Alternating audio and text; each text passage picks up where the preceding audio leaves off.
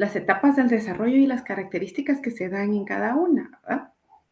Son diferentes, son diversas, a veces sentimos que desconocemos a nuestros hijos o que tal vez eran niños muy colaboradores y alegres y de pronto llega una edad en la que ya no se muestran tan colaboradores y tan alegres o en la que pareciera que nos hubiesen cambiado a nuestros hijos o hijas, ¿verdad? Sin embargo, muchas veces va a depender de la etapa del desarrollo en la que se encuentren.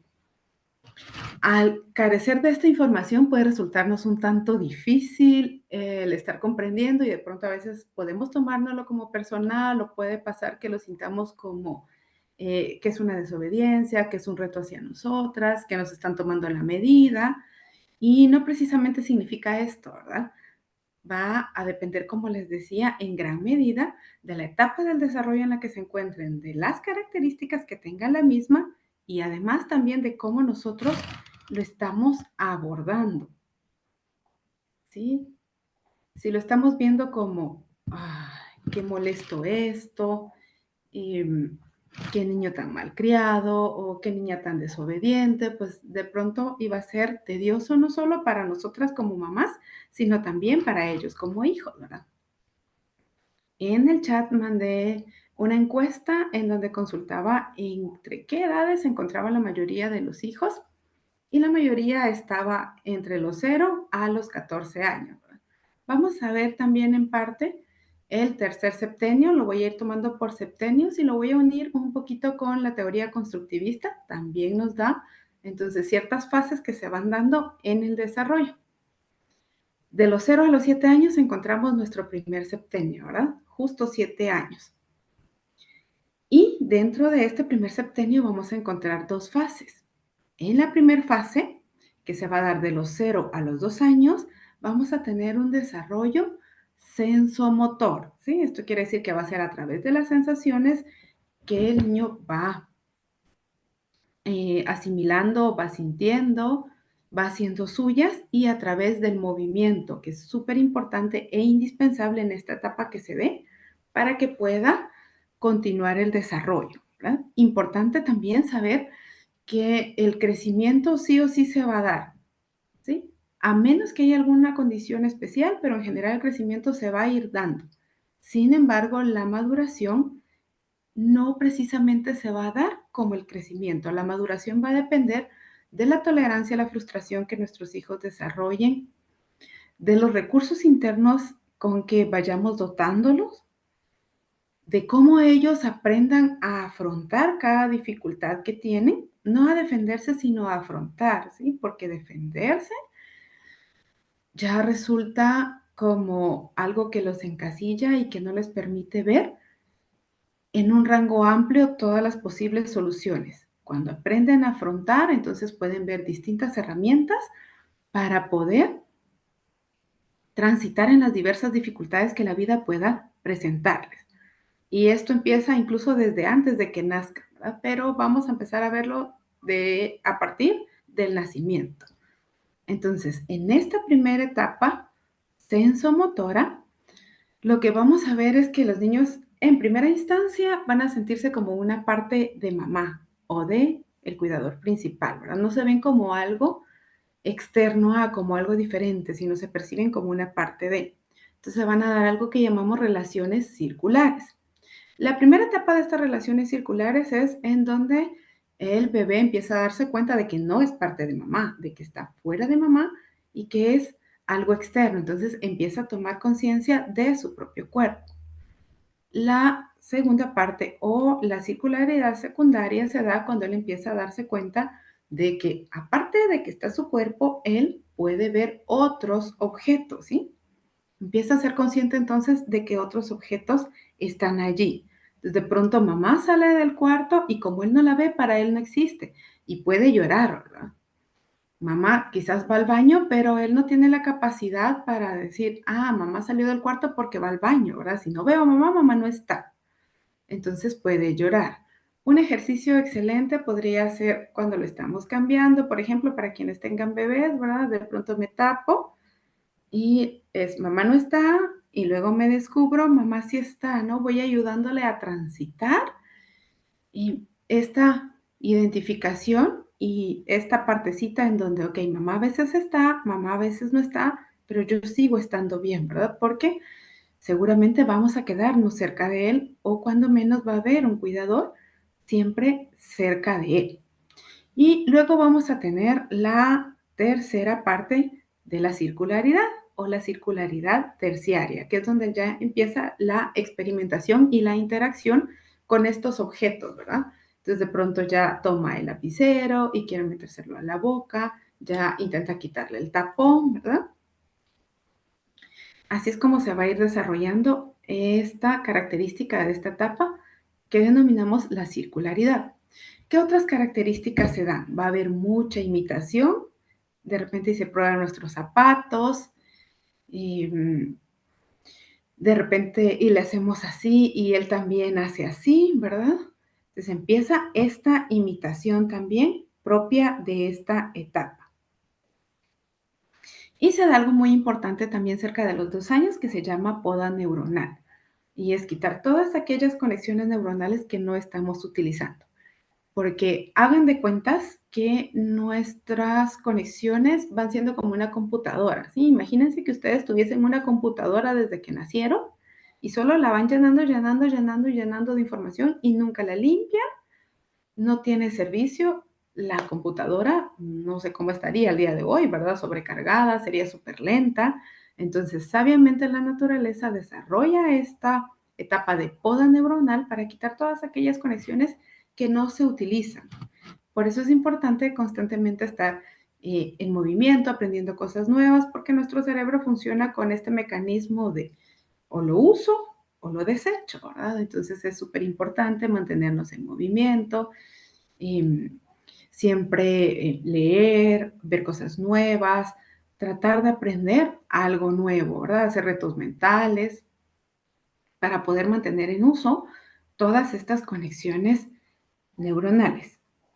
Después de los 2 años, cuando el bebé ya sabe que es totalmente externo a mamá, cuando ya interactúa con otros objetos, cuando ya imita y empieza a darse en primera instancia ese desarrollo del lenguaje, sí, frases cortas, a veces quizás no se entienden tanto, pero ya empieza a querer dar esa expresión del lenguaje. Entonces vamos a pasar a la segunda etapa.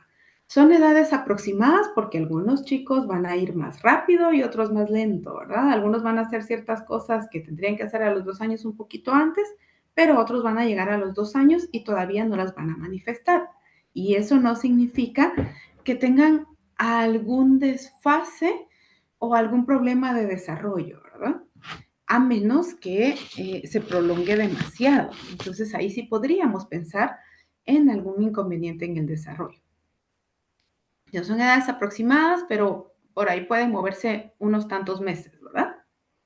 Vamos a pasar entonces a la segunda etapa, que es la etapa preoperatoria, y esta se va a dar de los 2 a los 7 años, ¿verdad? Siempre va a estar dentro del primer septenio. Desde los 2 a los 7 años, ellos empiezan a desarrollar el lenguaje y también ahí van a empezar a desarrollar el autoconcepto y la valía que van a tener de sí mismos. Van a empezar a ver qué palabras se dicen a sí mismos y qué palabras les dicen a los demás y con qué palabras los otros les hablan a ellos. Como mamás y como papás, en este punto vamos a empezar a convertirnos en su voz interior. Por eso es bien importante que cuidemos cómo les hablamos, qué les decimos. Híjole, ¿y qué pasa si mis hijos ya tienen 15? Yo no sabía esto y no les hablaba de manera correcta, gritaba, pegaba.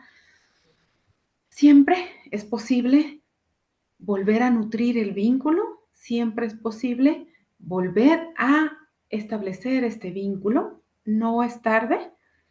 El detalle es que de pronto tengamos que ser un tanto pacientes porque va a ser como un poquito desconfiado nuestro hijo o hija, va a tener como ese miedo de que volvamos a lastimarla, entonces quizás al inicio se resista, pero si somos constantes y sabemos cómo nutrirlo, ese vínculo puede volver a establecerse por muy roto que esté.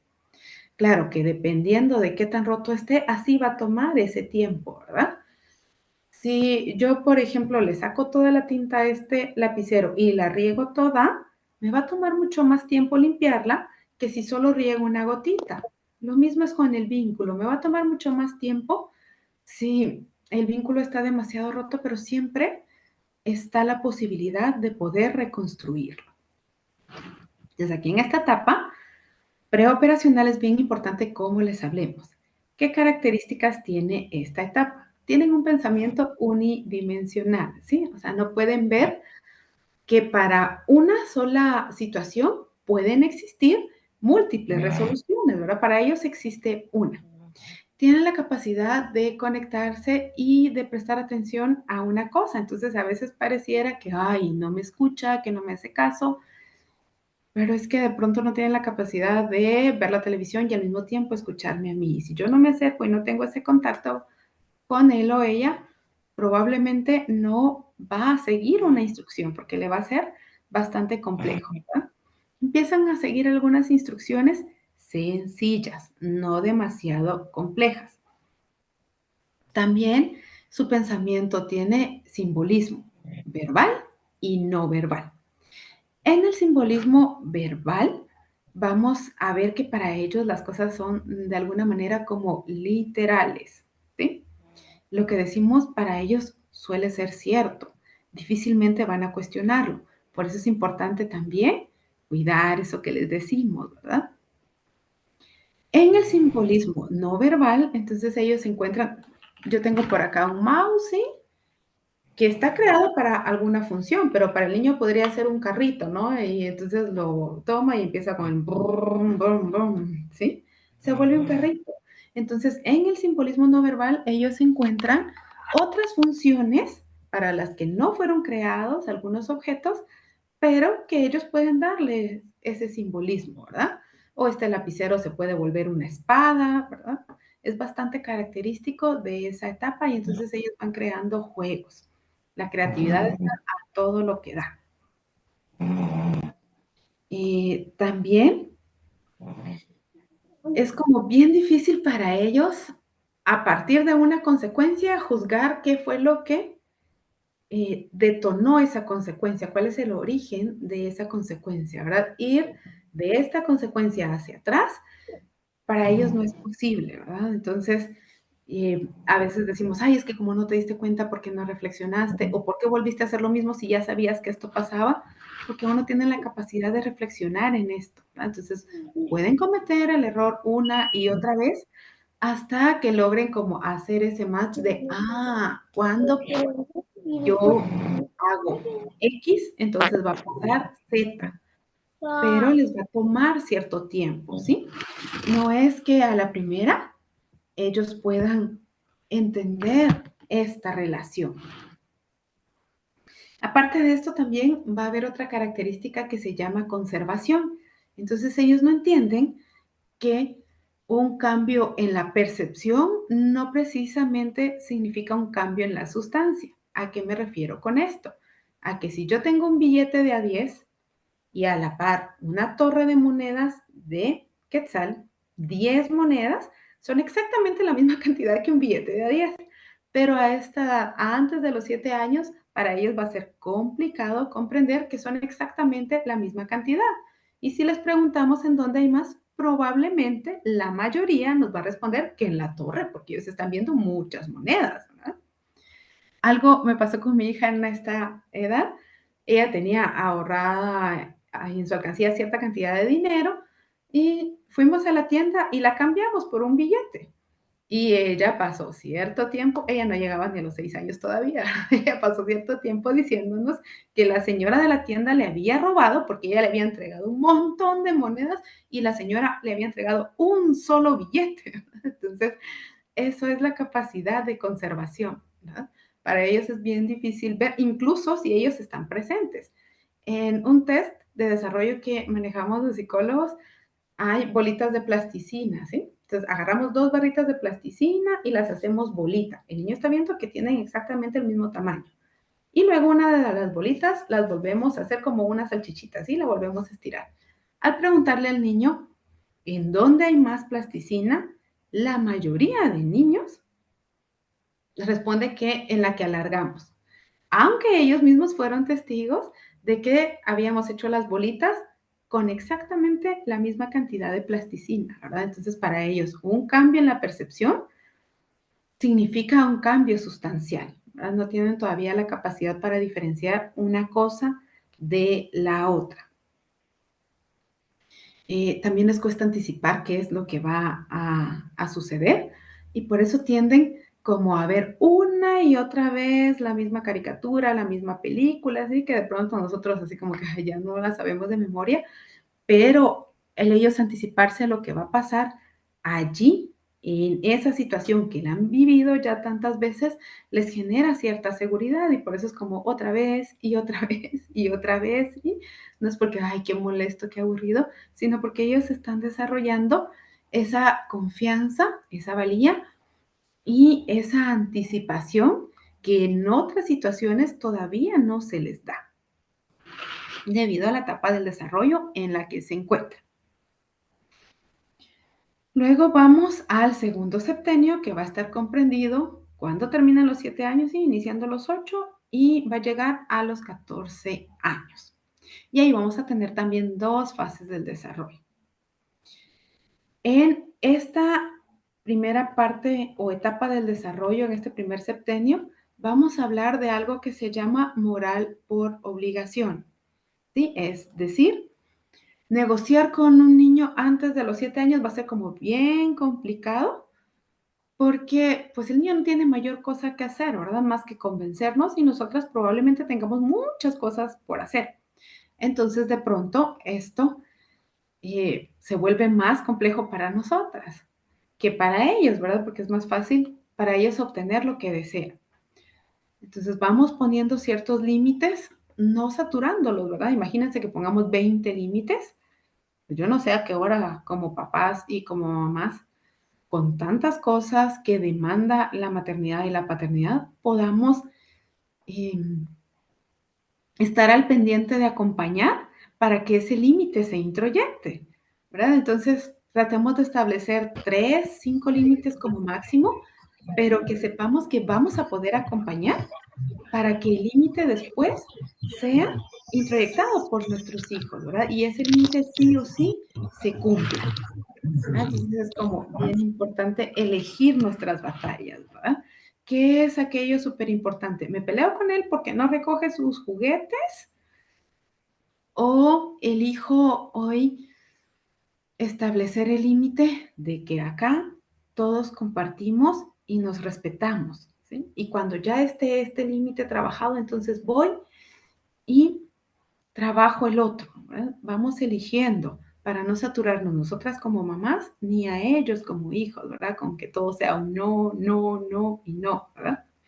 Entonces, en esta etapa del primer septenio va a ser la moral de obligación, ¿sí? No tanto porque el niño sienta empatía o porque logre anticipar lo que va a pasar, sino porque sus papás van siendo estas guías, estos faros que le van de alguna manera mostrando el camino. Y pues no tiene mayor opción, ¿verdad? En el segundo septenio ya empieza a desarrollarse un poquito más y parte de la empatía, no tanto, pero un poquito. En el primer septenio el niño es muy egocéntrico. ¿Cómo podemos verlo? Por ejemplo, yo tengo aquí este celular, ¿sí? Y de este lado se ve una cosa y de este lado se ve otra, ¿no?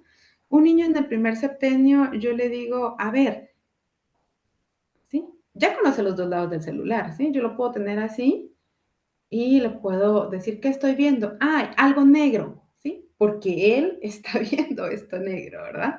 Entonces, no es que no quieran compartir, es propio de la etapa que sean egocéntricos y tratar de obligarles a compartir, no sé, un juguete, por ejemplo, puede ser contraproducente porque no estoy respetando lo que él está sintiendo. ¿Qué sí puedo hacer entonces? Puedo ir yo siendo de alguna manera como esa voz del otro. ¿A qué me refiero con esto?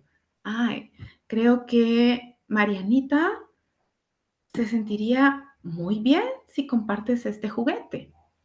No, pero es que es mi favorito. ¿Hay algún otro que puedas compartir? Ah, el carrito rojo no, pero el amarillo sí. Ok, entonces podemos compartir este. ¿Sí? Si de pronto no quieren saludar, también es contraproducente. Ay, no, niño maleducado, salude, ¿verdad? Nosotros moldeamos, saludamos nosotros, ¿verdad? Y de pronto tal vez no quiera saludar. Ah, parece que no quiere saludar. ¿Hay algo que quieras comentarme? ¿Te estás sintiendo incómodo? De pronto y sea tímido, de pronto y solo no se esté sintiendo seguro en ese momento y en el momento en que empiece a sentirse seguro, pues entonces ya va a saludar, ¿sí? Entonces vamos validando lo que van sintiendo, porque hay características que son propias de la etapa del desarrollo y no es que simplemente estén siendo maleducados, ¿sí? Y nosotros seguimos moldeando. Porque de pronto y, ay, no, qué mal educado, no saludo, pero cuando yo estoy enojada con mi hermana, por ejemplo, yo tampoco la saludo. Entonces es un mensaje contradictorio para el niño y recordemos que no tiene la capacidad de relacionar estas contradicciones todavía. Sí, entonces cuando sí se saluda y cuando no se saluda, a veces se saluda y a veces no se saluda, ¿qué es lo que está pasando acá, verdad? Entonces es bien importante que tengamos en cuenta que nosotros somos su ejemplo y moldeamos. Ellos van a hacer el 90% de lo que ven que nosotros hacemos y van a tomar el 10% de lo que les decimos. Entonces, esta característica de egocentrismo es propia del primer septenio. En el segundo septenio empieza a desarrollarse un poco más la empatía y vamos a tener la primera fase que vamos a llamar de operaciones concretas. Ya son capaces de hacer operaciones, pero son bastante concretos todavía. ¿Sí? Necesitan algo físico, necesitan estar manipulando algo, ¿sí? Los frijolitos que se utilizan para enseñarles a sumar y a restar, por ejemplo, o para enseñarles a multiplicar, porque son bastante concretos en esta fase del desarrollo que va a ir más o menos de los 7 a los 11 años aproximadamente. Van a empezar a adquirir acá el uso de la lógica, entonces ya pueden ver que para una situación puede haber una resolución con A y con B. No es tan amplia todavía, pero ya no ven un solo punto, ya pueden ver más puntos. Empiezan a ver que un cambio en la percepción no precisamente tiene que ver con un cambio sustancial, ¿verdad? Entonces, con el ejemplo de las bolitas de plasticina, alguien que ya tenga más de 7 años podría decir, ah, pero es la misma porque tenés la misma cantidad, solo que aquí está larga, ¿sí? A esa edad ellos ya pueden percibir esto.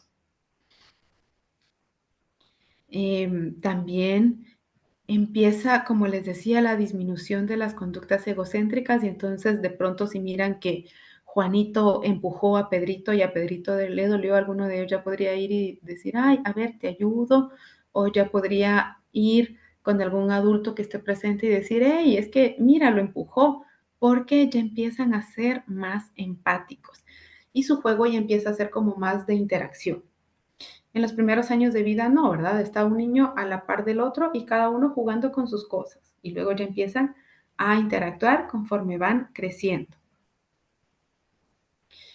Y también algo muy importante que hay en esta fase del desarrollo es que empieza la edad del no retorno. ¿Y qué significa esto de la edad del no retorno? Aproximadamente a los 9 años.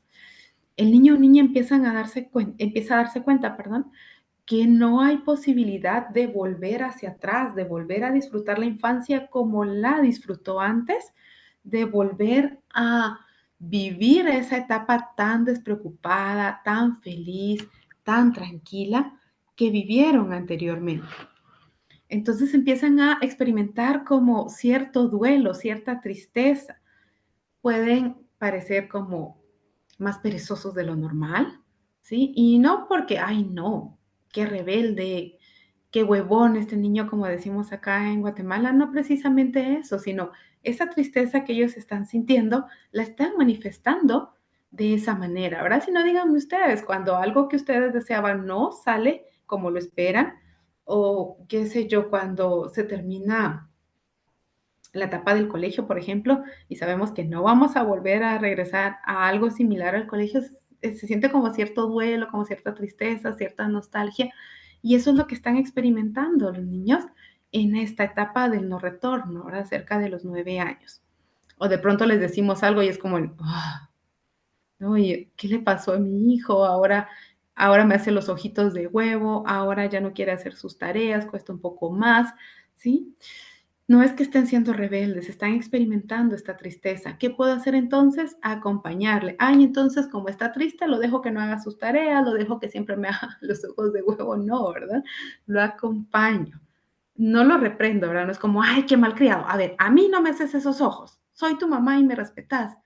No sería algo que propicie la maduración, ¿verdad? Sería contraproducente, porque esto haría que se active su sistema límbico, que su amígdala esté en constante movimiento, que suba el cortisol y entonces que cree una defensa. Y lejos de poder acompañarle, lo que va a hacer es que se va a ir encerrando más en ese cascaroncito, ¿verdad? Y vamos a sentirnos cada vez más lejanas de ellos.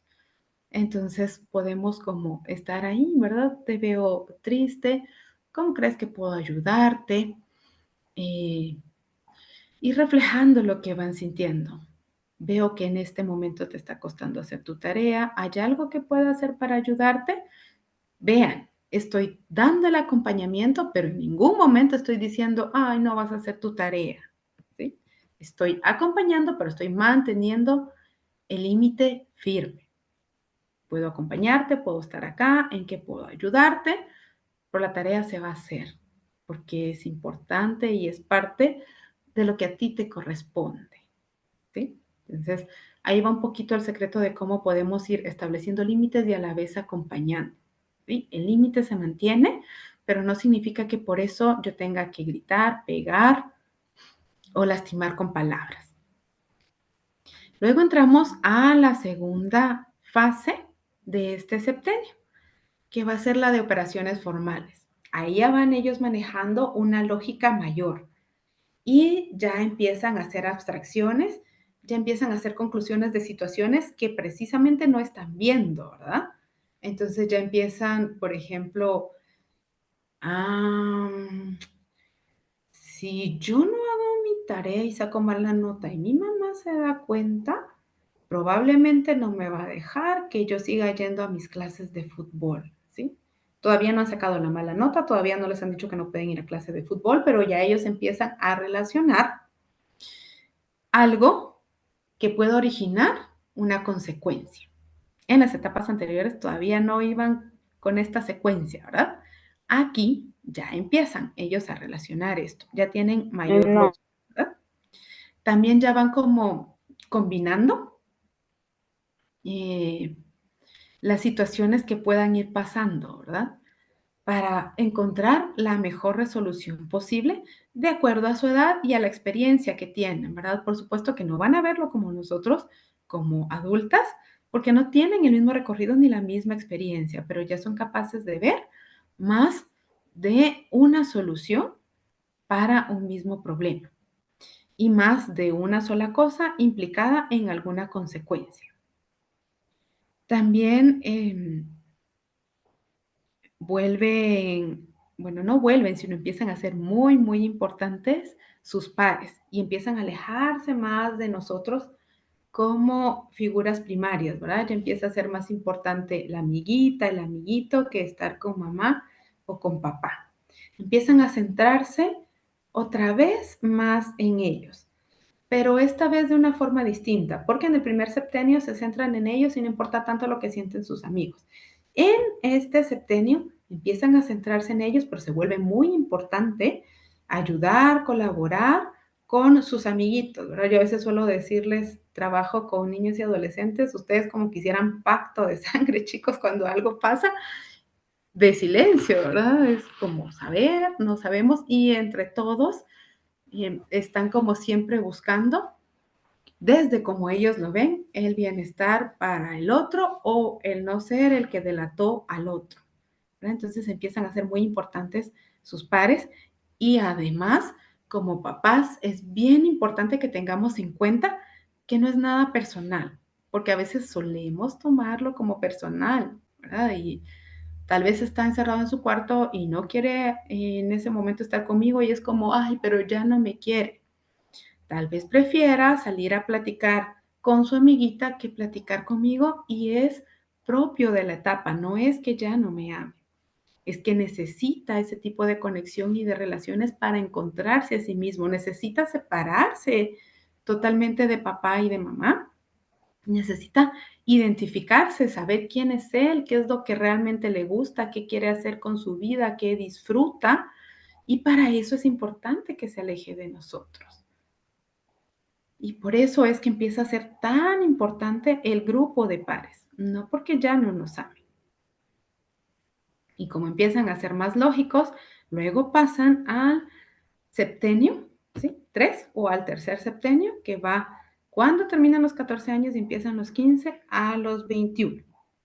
Y ahí puede ser que la hormona está todo lo que da, ¿verdad? Todos sus cambios hormonales, ya empiezan incluso físicamente a notarse estos cambios, pueden querer empezar a experimentar con relaciones sentimentales, con querer tener novio o novia, ¿verdad? Aquí lo importante es el acompañamiento, no la prohibición como tal, porque si solamente le muestro la parte de no podés, no está bien, no tenés la edad, pues probablemente va a encontrar una mejor forma de esconderme, no de no hacerlo.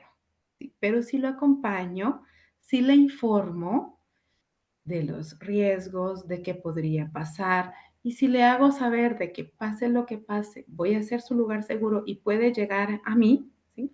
Aunque me tenga que morder la lengua para no decirle el te lo dije, ¿verdad? Porque no es lo que necesita, probablemente va a confiar mucho en mí y voy a poder detener y contener muchas cosas que si simplemente le prohíbo algo.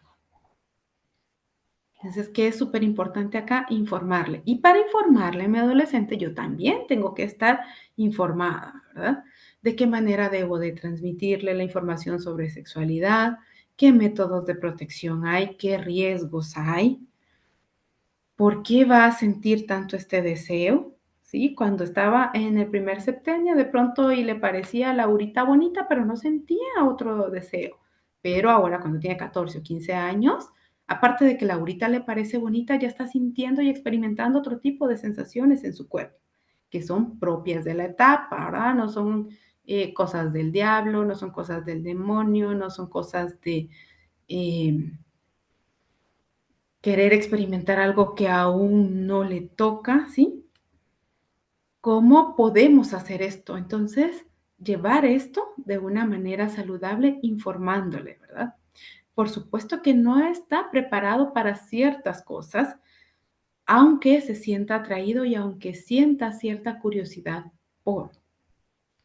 Entonces, acá lo importante es informarle, ¿verdad? Hasta dónde sería adecuado que pueda llegar, si tiene el deseo de tener un novio o una novia, cómo esto podría pasar.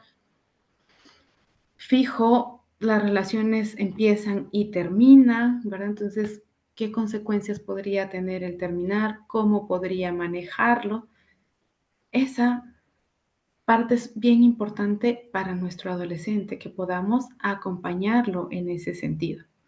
¿Sí? Y que recordemos que si bien es cierto, ya tienen bastante desarrollada su lógica, ya pueden ver más de una solución para sus distintos inconvenientes, todavía no se ha terminado de desarrollar su corteza prefrontal. ¿Sí? La corteza prefrontal es como el freno y el sistema límbico o cerebro emocional es como el acelerador. Entonces, el sistema límbico acelerador está súper desarrollado y se sigue desarrollando en esta etapa, pero la corteza prefrontal va más lento, ¿verdad? Entonces, puedes pisar el acelerador a todo lo que da, pero va a ser un poquito difícil frenar. Entonces, por eso están los límites, por eso estamos nosotros para contener todo este desbordamiento de emociones, de hormonas, de cambios que van experimentando. Podrían parecer en este tercer septenio incluso un poco torpes, ¿no? Van moviéndose y empiezan a botar cosas. ¿Por qué? Porque su cuerpo también está creciendo, también está cambiando. Entonces, el esquema corporal que tenían ellos percibido como tal, así sea 1 milímetro el que haya crecido, tienen que adaptarse nuevamente a esto. Entonces, por eso van como botando cosas o de pronto y cayéndose, sintiéndose tan raros dentro de su cuerpo, que ahora tiene cosas que antes no tenía, ¿sí? Y es bien importante que podamos acompañarlos con esta educación, con la contención, con el establecimiento, ¿verdad? Comprendo que estés molesto, te acompaño, pero el límite se va a cumplir. Sí, bien, bien importante el establecimiento de límites que les proporciona contención en todas las etapas del desarrollo. También en este tercer septenio va a ser bastante típico que cuando algo suceda, la culpa la tenga el vecino, el maestro, el papá, la mamá, pero ellos no. Ellos reaccionaron porque los otros provocaron, porque los otros no hicieron tal parte, ¿sí? Hoy en la mañana mis hijas justo están en este tercer septenio y una de ellas me dice: "Mami, ¿por qué moviste los huevos?". Bueno, si ya no vuelvo a encontrar el que yo había, roto, es tu culpa. Y para mí fue como: "Pero no me dijiste". Y luego, bueno, tampoco estoy absorbiendo yo mi responsabilidad, ¿no? Entonces, mi respuesta creativa fue: okey, 50% y 50%. 50% yo por no haberte preguntado y solo moverlos, y 50% tú por no haberme avisado si yo estaba ahí. Pero suele ser bastante normal esto, ¿verdad? Es que fue tu culpa, es que si esto no pasa fue porque X, Y o Z no hizo su parte y les es bien difícil asumir esa responsabilidad de las cosas que ellos van teniendo. Entonces vamos acompañándolos, ¿verdad? Comprendo que sea difícil. Esta es la parte que te corresponde y también es bien importante que nosotros asumamos la que nos corresponde, porque de esa manera vamos a estar moldeándoles. Suelen alejarse bastante de nosotras también y es como bien importante eh, poder estar atentas a cuando quieren establecer el diálogo, ¿verdad? De pronto, y no sé, estoy viendo algo en las redes sociales y se acerca a querer hablar. Entonces, si en ese momento únicamente estoy viendo las redes sociales y puedo parar, lo recomendable sería, ok, dejo por un momento el teléfono y trato de ponerte el 100% de mi atención a ti. Generalmente, cuando no están bien nutridos, suelen buscar momentos inoportunos, ¿sí? A mí solía pasarme mucho con una de mis hijas, yo dando algún taller en línea, dando alguna clase y, a ver, pero poneme atención, pero es que quiero que me des un beso, pero es que quiero, y para mí era como, híjole, pero me lo estás pidiendo en este momento que está siendo bien complicado. Entonces, ideé otra estrategia y fue como, si yo la nutro antes, no va a estar necesitando que en ese momento que yo estoy saturada de cosas por hacer, ella esté demandando mi atención.